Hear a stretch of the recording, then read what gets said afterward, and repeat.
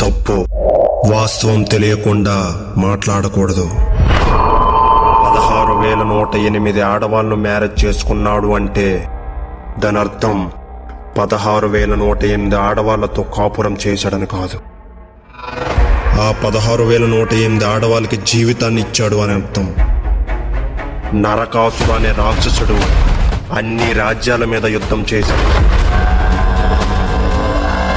అలా యుద్ధం చేసి ఆ రాజ్యంలో మ్యారేజ్ అవ్వని గర్ల్స్ ని తీసుకుని వచ్చేవాడు. అలా నరకాసుడు 16,108 మంది ఆడవాళ్ళను బంధించి వాడుకునేవాడు.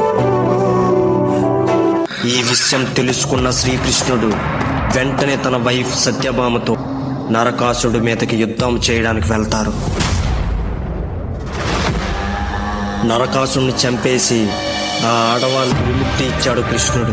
అప్పుడు ఆ 16,108 ఆడవాళ్ళు ఎలా అడుగుతారు, ఈ నరకాసుడు మా శీలాల్ని దోచుకున్నాడు, ఇప్పుడు మమ్మల్ని ఎవరు పెళ్లి చేసుకుంటారు కృష్ణ అని.